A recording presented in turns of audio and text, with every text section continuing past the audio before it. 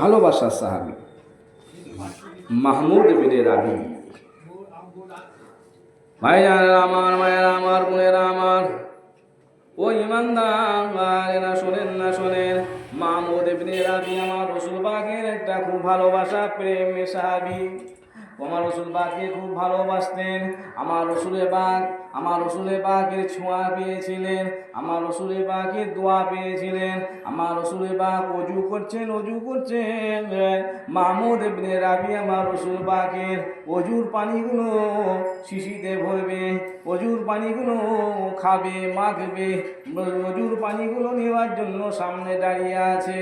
আমার রসুলের পাক অজু করছেন, মাহমুদ ইবনে রাবি রাদিয়াল্লাহু তাআলা আনহু সামনাসামনি দেখছে না, খালি ট্রাই করছেন কখন যাব, কখন নেব, কোন সময় নেব।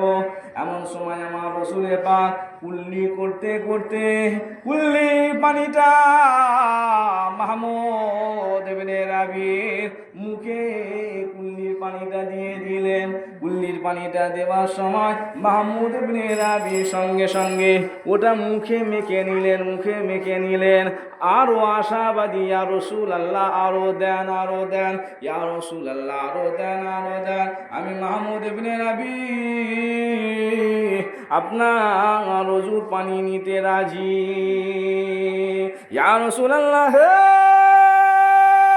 ইয়া হাবিবাল্লাহ, আমি মাহমুদ ইবনে রাবি আপনার অজুর পানি নেব। আমার রাসূল পাক ওযু শেষ করে দিলেন। ওযু শেষ করার পরে বললেন, এ মাহমুদ ইবনে রাবি, যতটুকু পানি তোমার গায়ে লেগেছে, শোনো, আল্লাহ পাক চাইলে তোমার ওই জায়গাটা কখনো বুড়ো হবে না। বল সুবহানাল্লাহ।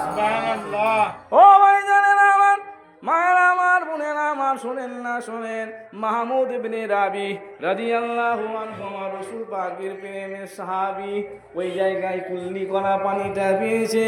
মাহমুদ ইবনে রাবির বয়স হয়ে গেছে। গ্রামের মানুষেরা জিজ্ঞাসা করে, ও মাহমুদ ইবনে রাবি, কি ব্যাপার বলেন না বলেন।